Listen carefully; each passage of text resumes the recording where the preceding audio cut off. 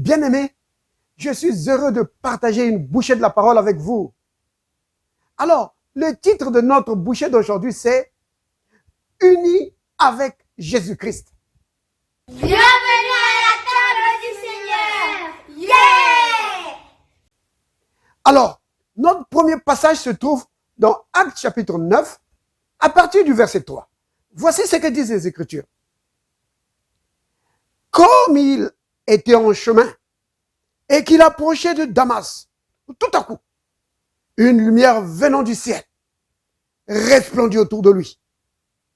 Il tomba par terre et il entendit une voix qui lui disait « Saul, Saul, pourquoi me persécutes-tu » Il répondit « Qui es-tu » Oui, qui es-tu, Seigneur? Remarquez, il appelle Seigneur.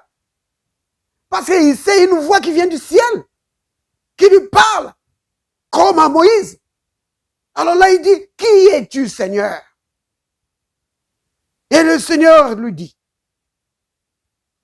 je suis Jésus que tu persécutes. Oh là là!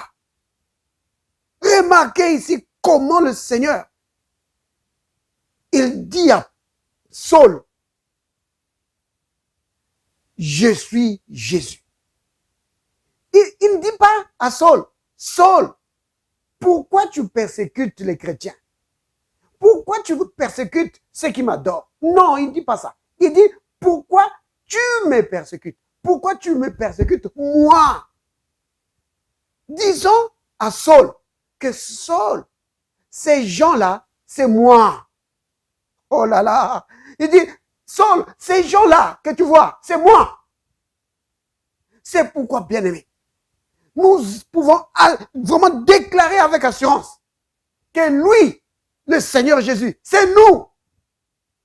Parce que nous formons qu'un seul corps. C'est là quelque chose de très important. Alors, cette déclaration du Seigneur Jésus a ébranlé les certitudes de Paul, qu'on appelait Saul à l'époque.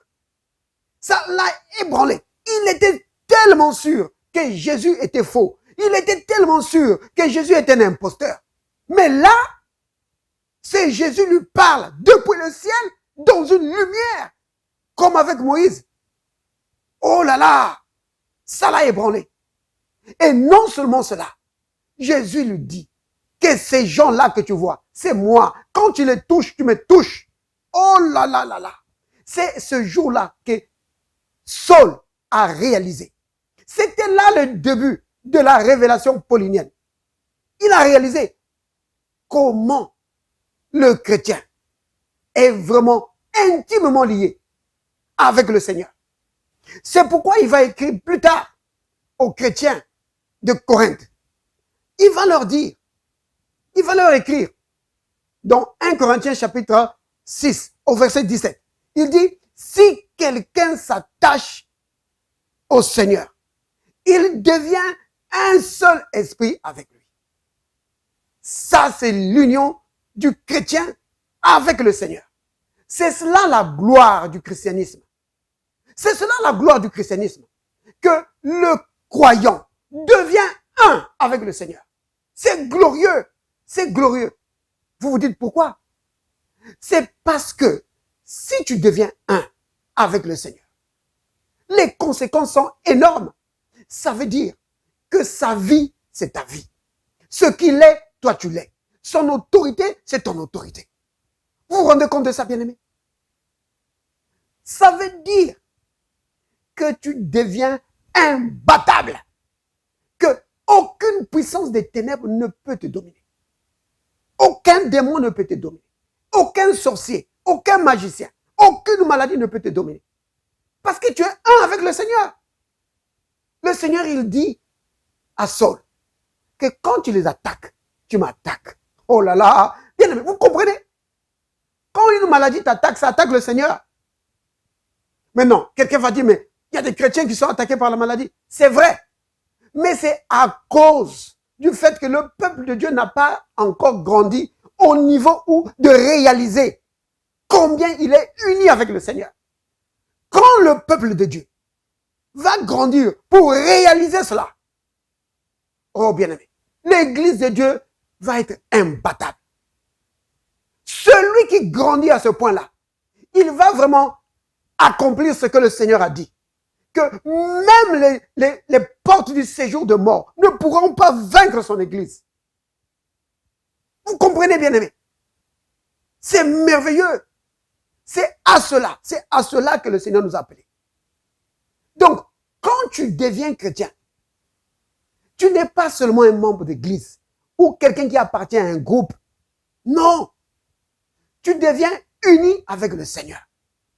Tu deviens uni avec le Seigneur. Donc, vous partagez la même vie, vous partagez les mêmes choses. C'est glorieux, bien-aimé. Uni avec le Seigneur Jésus. C'est glorieux. C'est cela la gloire du christianisme. Et ça te fait entrer dans une vie de victoire sans fin. À condition de grandir dans la conscience et dans la connaissance de ce que tu es en Christ. Alors là, plus rien ne pourra t'arrêter. Oh, béni soit le nom du Seigneur. Seigneur Dieu, merci pour ta grande bonté. Oui, bien-aimé, disons tout cela. Disons cela ensemble. Seigneur, merci pour ta grande bonté. Père, merci de m'avoir appelé en Christ et d'avoir fait de moi un membre du corps de Christ. Ta vie, c'est ma vie. Ta victoire, c'est ma victoire. Ton autorité, c'est mon autorité. Oui, Père, je triomphe dans la vie. Dans le nom de Jésus. Amen.